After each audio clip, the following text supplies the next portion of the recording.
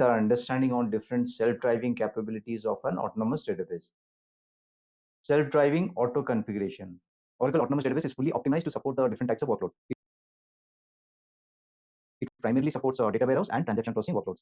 Depending on the chosen workload type, it automatically configures the database that is more apt for the workload type. Like it optimizes the memory structure, like data storage format. For example, in case of a data warehouse workload, it uses columnar storage format. In case of transaction processing, it uses a row storage format. It also creates different access structure as well. Like it can create data summaries for the data warehouse workload. It can create indexes for transaction processing workloads. You are only bothered with the task of just loading the data. Do not worry about other aspects like creating index or choosing a partition strategy or gathering statistics or tuning your queries, etc. Post loading of the data, you can start executing your queries right away.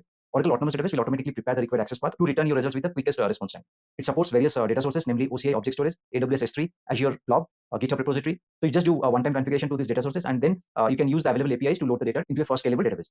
Oracle Autonomous Database is pre-configured to automatically collect the data metrics for monitoring and overall health, activity, and performance of your database. It has pre-configured resource management plans for the different consumer groups or services to control the performance priorities. You have the flexibility to choose either OCI console or REST APIs or commonly used language SDKs to entirely automate the lifecycle operations of an autonomous database. Connected sessions that are idle unnecessarily, they reserve resources that could be used efficiently by other sessions. So in such scenarios, you do not have to manually intervene to detect and remove those sessions. Oracle Autonomous Database will automatically disconnect those sessions that have been idle for 5 minutes. Oracle Autonomous Database prevents SQL performance regulation by using automatic SQL plan management that manages the SQL plan baselines. To wrap up, auto configuration has loads of autonomous features from optimizing platform for different workload types to automatically handling performance of your queries and continuous monitoring of the overall health and activity of your database. Hope this gives you enough idea about auto configuration in Oracle Autonomous Database. Thanks for watching.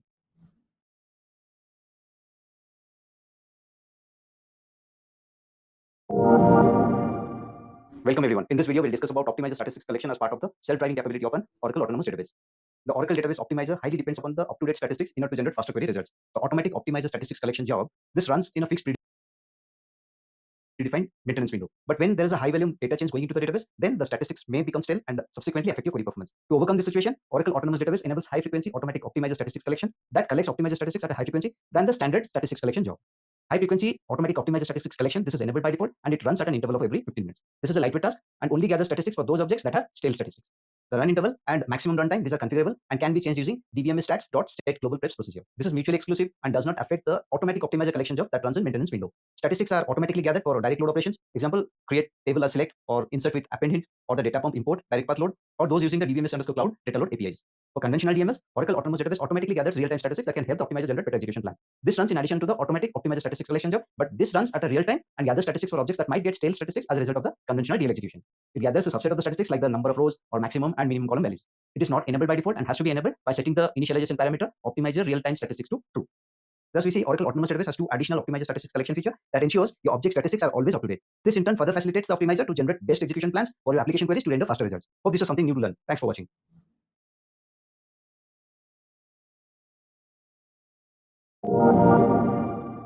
Welcome everyone. In this video, we'll discuss briefly with reference to initialization parameter configuration as part of the self-driving capability of an autonomous database.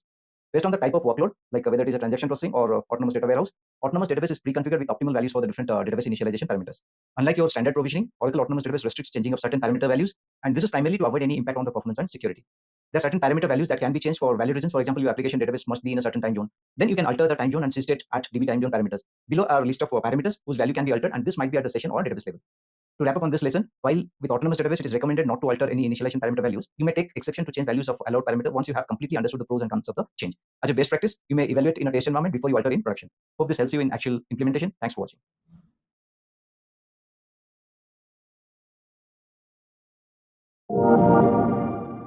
Welcome everyone. In this video, we'll discuss about one of the key features as part of the self-driving capability of an autonomous database, that is scaling capability in autonomous database.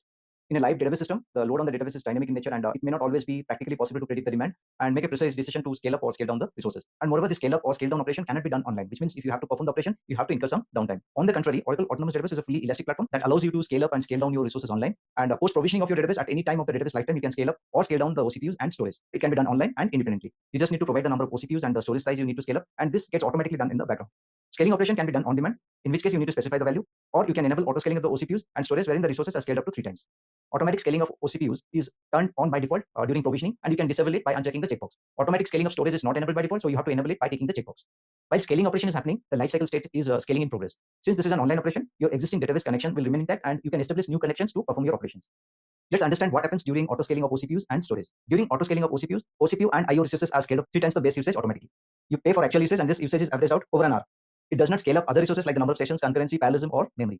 When auto scaling is disabled, then OCPUs and IO resources available for use is changed back to the original base size as you specified during provisioning. During auto scaling of storage, it will expand up to 3 times the reserved base storage size automatically. As your reserve base size usage grows and the free storage is 900 GB or less, then it will allocate an additional 1 TB from the reserve storage. Storage is added in increment of 1 TB, and you pay for the actual allocated storage rounded up to the nearest TB. When disabled, storage is reduced to the nearest TB above the actual allocated storage. You may be able to perform the string operation when certain conditions are met, but that requires your auto scaling of storage must be enabled. To wrap up this lesson, Oracle Autonomous Database can address your dynamic workload demands of storage and OCPUs by allowing you to either manually scale up the resources or by enabling auto scale of the resources. Hope this explains the fully elastic capability of Oracle Autonomous Database. Thanks for watching.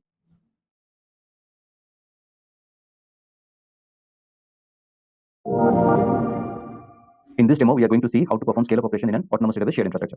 So what you're going to see here is first we will provision an autonomous database without enabling auto-scaling, and later we'll see how to perform scale-up operation manually and how we enable auto-scaling. So let's get started with the simplified operation in autonomous database shared infrastructure. After you log into OCI console, navigate to Oracle Autonomous Database section. Click on the hamburger menu, Oracle Database, Autonomous Transaction Processing. So if you see here in this demo, we don't have any autonomous database created. So let's create an autonomous database here. Click on Create Autonomous Database, and here we can give a name for it. So, and we keep the same name for the database. Workload type is transaction processing, and we choose shared infrastructure. So if you see here, the minimum OCPU what you need to provide during provisioning is 1 OCPU and storage is 1 TB. On the right, you see there is a OCPU auto scaling which is enabled, and for storage, auto scaling is disabled. Let's first disable OCPU auto scaling in the beginning and provision it. You have to provide the admin password. Now you have to choose the network access. So let's keep the default secure access from everywhere. And we choose your specific license. Here I choose license included. If you have any specific email ID to specify, you can provide here. So they'll be notified during any maintenance. If you click on show advanced option, there are multiple things what you can do. For encryption key, you can choose whether it should be Oracle managed or custom managed. We keep the default as Oracle managed for the time being. And maintenance tab. So this is where you can choose your patch level, whether it should be regular or early. If you choose early, then the patch gets applied 1 week before the patch release date. And if you choose regular, the patch will be applied as per the release date. So for this case, let's choose as regular and create autonomous database. So here you see the provisioning has completed. So you have the autonomous database by name OUADB. Now next we see what is the OCPU allocated. It's just 1 OCPU and the storage is 1 TB. And what you see here is OCPU auto scaling is disabled, storage auto scaling is disabled. Now let's move on to perform the scale up operation. For that, you click on more actions, manage scaling. This OCPU count and storage is what we have initially allocated. And if you see here, OCPU auto scaling, this is unchecked. Similarly for the storage auto scaling. Now let's first do a manual scale up operation. We increase the OCPU count to 2 and the storage to 2 TB. And then we click on apply changes. So this will take a few minutes to complete. And once done, the lifecycle state of ATP changes to available. So you can see the status has changed to available, and the number of OCPUs is now 2 and the storage is 2 TB. So this is how we perform the manual scaling. Now let's perform the auto scaling operation. If you see, for both OCPU and storage, auto scaling is disabled. Click on more actions and manage scaling. So here this is what we had allocated. And if you see OCPU auto scaling, this is unchecked, that means it's disabled, and same for storage, right? And both can be independently enabled. Here I'll enable auto scaling for OCPUs as well as storage, and then click apply. Here the auto scaling operation has got completed. The status has changed to available. And if you scroll down, you see OCPU auto scaling is enabled as well as storage auto scaling is enabled. So when we enable auto scaling, the OCPUs are scaled up to 3 times and storage are also scaled up to 3 times. This is the base size what you see after manual scaling, same for the storage. If you see storage auto scaling section, the allocated storage is 0.006 TB. So this is what is actually being used by your database. But the size of the storage which is reserved for you will be 3 times, like 6 TB, because you have enabled auto scaling. So here we see how we can manually scale up the database storage as well as the OCPU and how we can enable auto scaling. Thank you.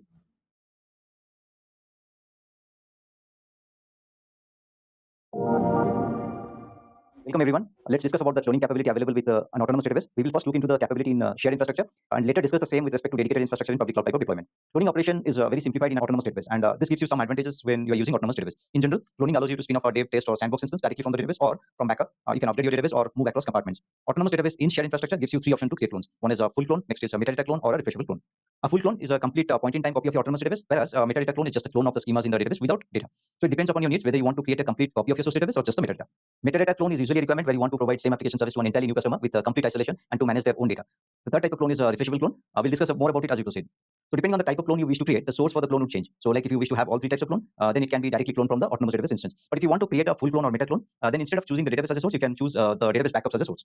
Cloning can help you provision a new copy of your source database, which can be a local clone, or you can create in cross region, to which you must have already subscribed, and it has the required available resources to provision the database. You may change many attributes as you specify during provisioning. You can change the compartment, database name, display name, admin password, the encryption option, the kind of network access which can be different from the source, the licensing option. It can be the same version or upgrade to a higher version if it is available, and you can also modify the patch level to early. So all this can be modified while initiating a cloning operation. Some additional generic notes to remember about cloning. When you clone from backup, then the clone will be created in the same region as your backup. Whereas if you clone from database, then not only you can create a local clone, you can also create a cross-region clone in a region that your account has subscribed to and it has the needful resources. When you wish to create a cross-region clone, as of now, you have to use the console for creating it. An advantage of cloning from backup is that you can create a clone at point in time or by choosing the specific backups from the backup list. That way you can keep multiple clones as you keep adding application code changes to your database. If your database is deployed in a compartment governed by a security zone policy, then your clone database can only be created in a compartment that is also falling under the same security zone policy. Let's discuss some details about refreshable clones in autonomous database. There are some specific rules that you must follow when working with autonomous database. A refreshable clone is a read-only copy of your source database in the same region as your autonomous database. That is, you can connect disconnect and use it for running read-only queries or for running any analytics. If you wish to connect to the refreshable clone for running some DML, then you have to first disconnect it from the source autonomous database. This will change the refreshable clone into read-write mode so that it allows you to connect and run operations like a normal database. You can perform this disconnect action from the autonomous database console itself, but you must perform the reconnect operation within 24 hours in order to enable the refreshable clone to be refreshed from source database. When you reconnect the refreshable clone to the source autonomous database, then it will refresh the clone from the source database. Failing to reconnect within this time limit will no longer allow your refreshable clone to connect to the source database. That is, the clone will no longer be refreshable. You can use it just like a standard autonomous database in read-write mode. You must refresh the clone at regular intervals, or you may refresh on demand. If you have a refreshable clone, then a banner will be displayed pointing to the maximum date and time until which it must be refreshed. You must ensure that the refresh is done within a week from the last refresh time, as 1 week is the refresh age limit. If the refresh is not done within a week, then the refreshable clone is no longer refreshable. It will remain as a read-only database. If there has been no refresh within the refresh age limit, your refreshable clone can either be used as a read-only database, or you can disconnect from the source database and convert it into a read-write database for serving other purposes. Certain actions you perform on source database are replicated in the refreshable clone. For example, changing the storage value or altering the admin password. These are kind of replicated into the refreshable clone automatically. Here are a few notes on cloning when using dedicated deployment in OCI public cloud. Autonomous database in dedicated deployment supports only full clone and metadata clone, and the source for your clone is the autonomous database instance.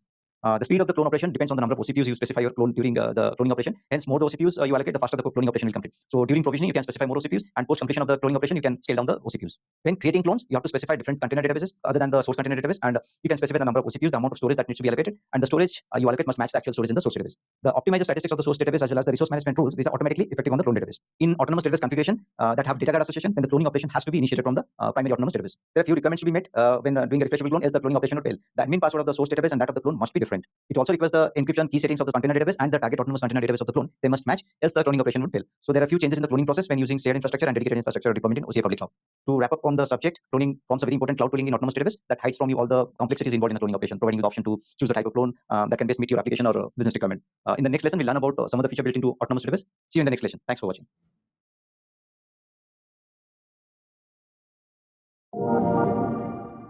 In this demo, we are going to see how to perform cloning operation in autonomous database shared infrastructure. So as part of the demo, we are going to first see how cloning is done in OCI console for an autonomous database. Then we'll create a refreshable clone, connect to it and run some queries and try to do some DDL operation. Later, we'll disconnect the refreshable clone and perform DDL operation. Finally, we'll see how to reconnect the refreshable clone back to the autonomous database for refreshing. Let's begin the demo. I'm in the autonomous database page of my demo compartment. Click on this database to get into the details page, and to locate clone, click on more actions, create clone. On the create autonomous database clone page, the first thing you have to choose is choose your type of clone. Whether you want to create a full clone, which is a complete copy of your database, including data, or you want to create a refreshable clone, which is a read-only copy of your source database instance, and this is usually refreshed at intervals, and you must refresh it within 7 days. And the third type is metadata clone, which is a copy of your database without any data. The next thing you have to choose is the clone source, whether it should be from the database or it should be from the backup. If you choose a database instance, then you can create all these three types of clone. But if you choose to clone from backup, then you can only create a full clone or a metadata clone. The refreshable clone becomes deactivated. With the clone from backup option selected, you have two options to select the type of backup, whether it can be point-in-time clone or it can be selected from a backup list. If you choose point-in-time clone, you can specify a timeline till which you want the clone to be created. And if you choose select the backup from a list, then you have the option to choose the interval from which days you want the backup to be filtered out, and then you can choose a specific backup for clone. Down, when you scroll, you'll see the region in which you want to create the clone. If you choose the clone to be created from backup, then it will be in the same region as your source autonomous database. Whereas, if you choose the source to be a database, then you can create a cross-region clone. The cross-region can be any other region to which you have subscribed. So this will be the list of regions, and you can choose the region to which you have subscribed. So now let's go back and create a refreshable clone. In refreshable clone, this will always be a local clone. It won't be a cross-region clone. That's why the region field is inactive. We'll create it in the same compartment, and we'll change the display name, give it some name, and we'll give the same name for the database. And now you can provide the number of OCPUs for your clone database. You can change it for the clone. So we'll keep it at 1, and we do not want to enable auto scaling. The storage option is not provided because it will be as the same size as the source database. Next, you have to choose the network access. Let's keep secure access from everywhere as the default. Then you have to change the license type. So in this case, I choose license included, and then you can provide the list of email IDs who would be notified for any maintenance activity. Under advanced option, you will see different tabs. Encryption key, you cannot change it for a clone database, and it will follow as your source autonomous database. For maintenance, it also follows the same thing as your source autonomous database. So we have filled all the required details needed for creating a refreshable clone. Let's click on create autonomous database clone. Our refreshable clone operation has got completed, and this has opened up a new window containing the details about the refreshable clone instance. It is named as OUATP-CLN. This is what we have provided by cloning from the source autonomous database, and the type is refreshable clone. Above, you see a banner which indicates till what time you must complete the refresh, and you can refresh the clone by clicking on this refresh clone. So this is our source autonomous database page, and this is autonomous database refreshable clone page. Now let's connect to this clone database, and we'll try to run some query and perform a DDL. For that, I'm using SQL Developer, where I've already done the configuration for this particular clone, and we can run a query and DDL and check what is the result. So this is SQL Developer, and this is the connection for the clone database. So let me connect to that. So now you're connected to the database.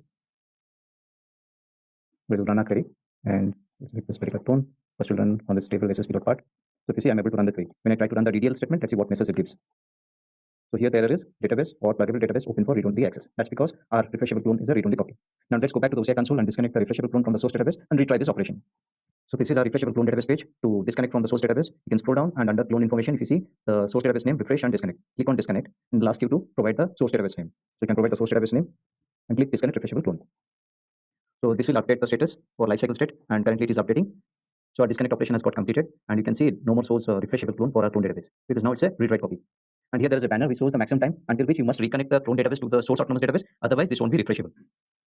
Now let's go back to SQL developer and try to rerun those SQL statements. Let's run the SQL query first. So this will try to first reconnect. And here you can see it is returning the results. If you remember, previously when I tried this operation to create a table, it had failed with the message that it's a read-only copy. Now let's try to run the statement and see what message we get. So this time the table got created. You can just try to run the select on that particular table. So you're able to successfully perform the DDL operation on the clone database. Now let's go back and reconnect our clone database back to the source database so that it can be refreshed. So on the details page of our clone database, you can find the banner, and beside that you find the reconnect refreshable clone button. Click on that. And again, it will ask you to confirm the source database, and you can enter the source database name and click reconnect refreshable clone. This again will change the lifecycle state to updating, and we'll wait for a few more minutes for this to get completed. Our reconnect operation is completed, and you can see here our clone database is now shown as a refreshable clone, and on top you can see the banner where it says the maximum time till which you must refresh your refreshable clone. So this was a complete demo on how to clone in autonomous database. We saw the different types of cloning mechanism, and we created a refreshable clone. We see how to disconnect from it, run some queries, run some DDLs, and how to connect the refreshable clone back to the source autonomous database so that it can get refreshed. You can refresh your clone by clicking on this refresh clone button. This will open up a pop-up where you can specify a time in the past from which you want to refresh your clone. This can be a minimum of 1 minute in the past and to a maximum of 7 days in the past. This timestamp must be later than the last refresh time, and you can click on refresh clone. So this completes the demo on cloning in autonomous database shared infrastructure. Thank you.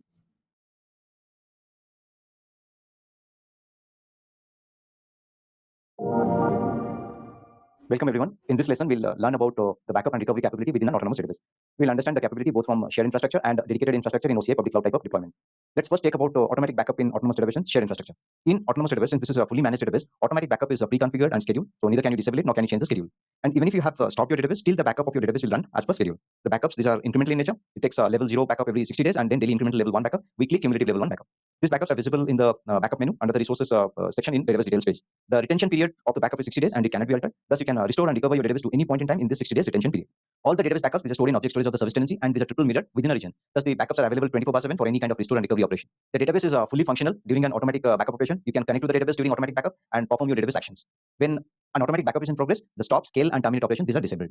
In addition to automatic backup, autonomous database is also providing you the option to take manual backup. Usually, this is taken before moving a major change to the database for faster restore and recovery. This can be initiated from the console or using APIs. You need to perform few database level parameter changes before you start the manual backup operation. When initiated, it is a point-in-time full backup. This will appear along with the incremental backup list in the console with the type as manual. The retention period is same as automatic backup, which is 60 days, and again you cannot change this. The manual backup is stored in object storage standard bucket of your tenancy account. And during manual backup, stop, scale, terminate operation, these are again disabled. Thus, we saw the two different backup mechanisms available in autonomous database and shared infrastructure. Now, let's have some details about restore and recovery operation in autonomous database and shared infrastructure. In autonomous database, you can restore and recover your database to any point in time in the last 60 days. You can selectively choose a specific backup in the backup list, or you can specify a point in time recovery for your database. So when you choose a point in time recovery, then autonomous database will automatically choose the backup that will ensure faster restore and recovery of your database. During the restore and recovery operation, the lifecycle state changes to unavailable, and you're not allowed to connect to the database. The only operation that is allowed during a restore and recovery is terminate. That is, you can terminate an instance while the restore and recovery operation is in progress. When the restore and recovery operation completes, then the database opens in the available state and you can connect to the database. Let's now shift the focus to autonomous database in dedicated infrastructure in OCI public cloud. Here too, automatic backup is pre-configured during the provisioning of autonomous database in dedicated infrastructure. The automatic backups are stored in object storage in Oracle managed tenancy. Similarly, you can also initiate manual backup, which again gets stored in object storage, but this time it is into Oracle managed tenancy, not in customer tenancy as we saw in the shared infrastructure deployment. The default retention period is still 60 days, but you can customize this retention period to 7, 15, 30, 45, or 60 days. The only user who is privileged to take manual backup, this is the admin user. Unlike autonomous database and shared infrastructure, here there is a slight change in the backup strategy. It is level 0 full backup on Sunday and level 1 incremental backup on weekdays. The restore and recovery process in dedicated infrastructure has some variation when compared to autonomous database in shared infrastructure. This operation is initiated from OCI console, and the restore and recovery operation is performed at the PDB level. Only the admin user is privileged to perform this operation. When you choose a point in time recovery, ensure to choose a time period that is based on preset retention period. If you choose a date beyond that retention period, then the operation will fail. When the point in time recovery completes, then all backups between the point in time till recovery completion are invalidated. That is, they are not used anymore for any recovery operation. Post completion of the recovery operation, it will automatically keep the database in the same state as before the restoration. To conclude on this lesson, Oracle Autonomous Database provides a fully automated and managed database backup and recovery operation capability. So, irrespective of the type of deployment you choose for your autonomous database, it will help you understand the concept better when you try to log into your cloud account and navigate to the backup section of your autonomous database. Take some manual backups or perform some restore operation. Hope this was helpful. Happy learning with autonomous database.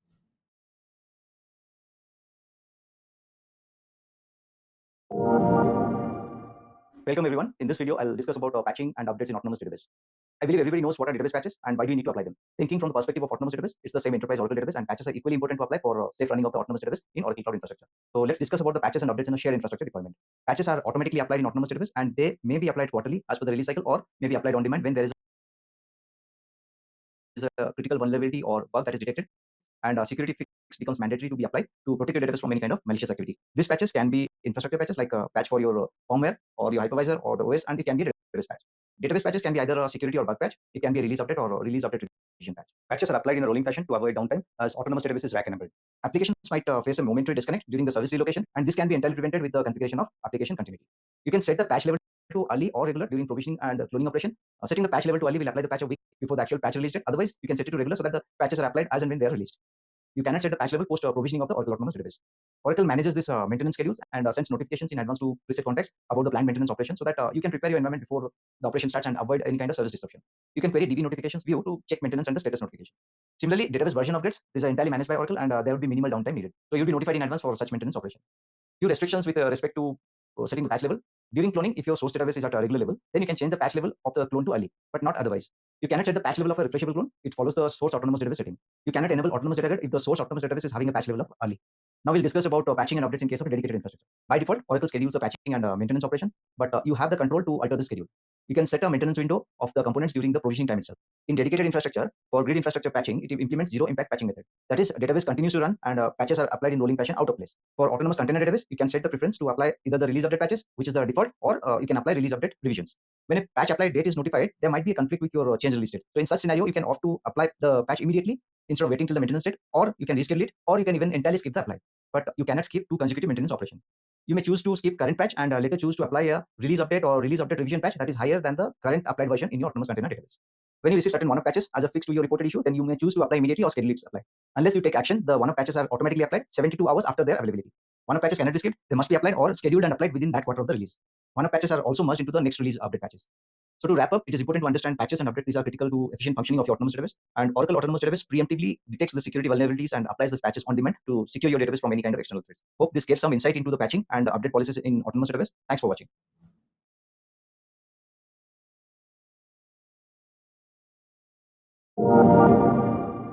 Welcome everyone. In this lesson, let's learn about the disaster recovery capability within an autonomous database. As in the previous lesson, here too we will learn about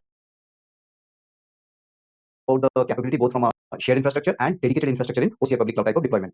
Autonomous database by design can provide you the highest database availability, but there could be unforeseen events that can entirely bring down the database system or cause your database corruption, or it can cause hardware failures that consequently can badly affect your critical application. So there may be a natural disaster that may halt down the entire operation within a region. Now to rule out the impact of any such kind of events, autonomous database provides you a mechanism to ensure extreme availability of your database with zero or least data loss.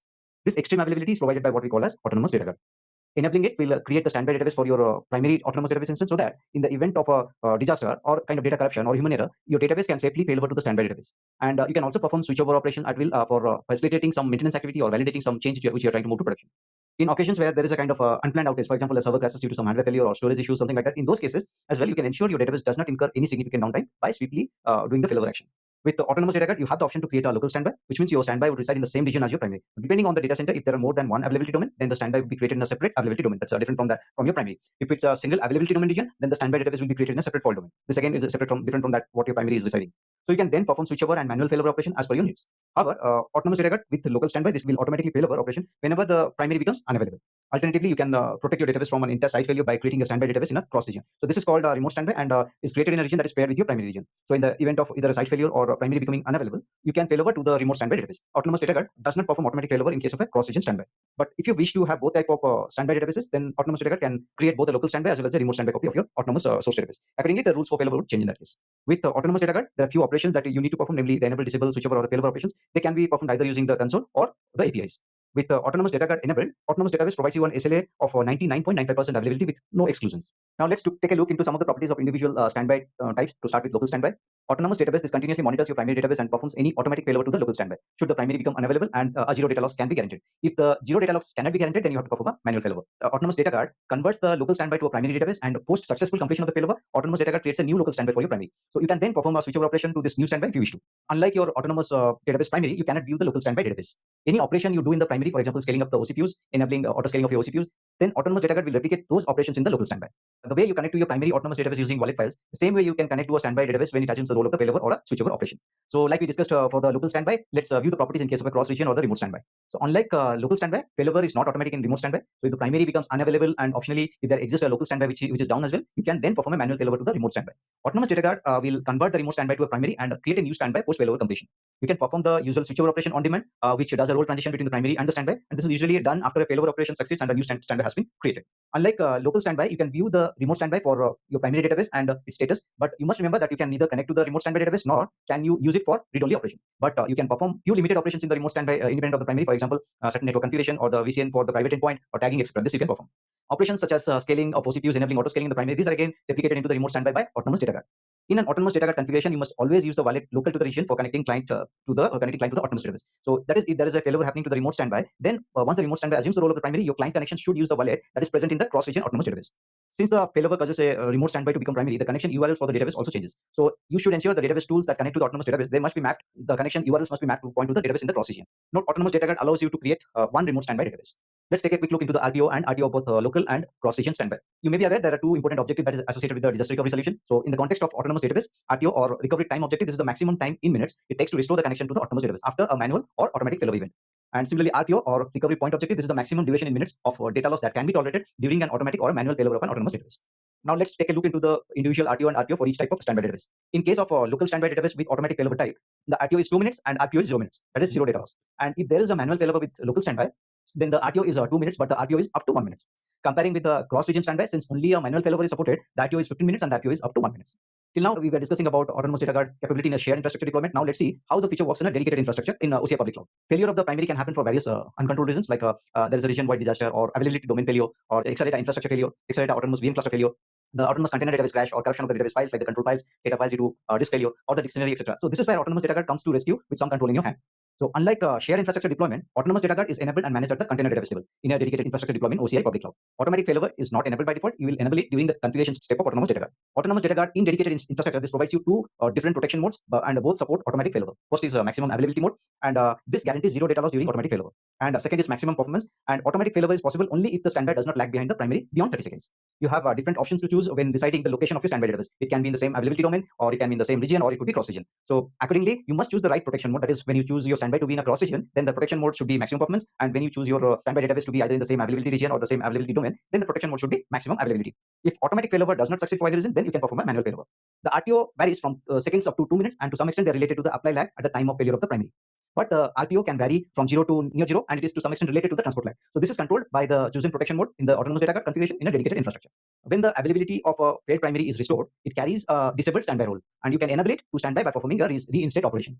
Autonomous data guard allows you to connect to the standby database using _RO service name. RO is for read-only, and you can perform all the read-only operation. This can help you to upload the primary by running your reporting queries on standby rather than running it in the primary. And you can take advantage of the autonomous data guard feature to enable high availability of your application by configuring them with transparent application continuity. And to wrap up on this topic, autonomous data guard provides you a protective layer for your autonomous database in the cloud, and using the maximum availability architecture best practices to ensure extreme availability of your critical databases. So when enabled, it plays a vital role to protect your database from any kind of data loss during some unforeseen failures or natural disaster. This effectively helps you to maintain high SLA for your critical applications as well. I hope you found some useful information in this short video. Thanks for watching. Catch you in the next video.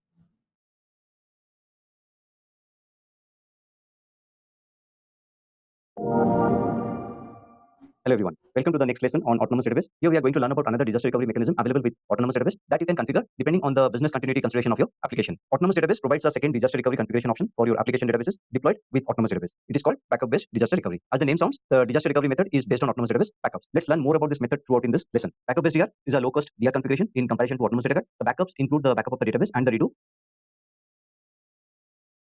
that can be used to completely instantiate a new autonomous database. So it uses the backup of your database to restore in the event of a disaster. Hence, the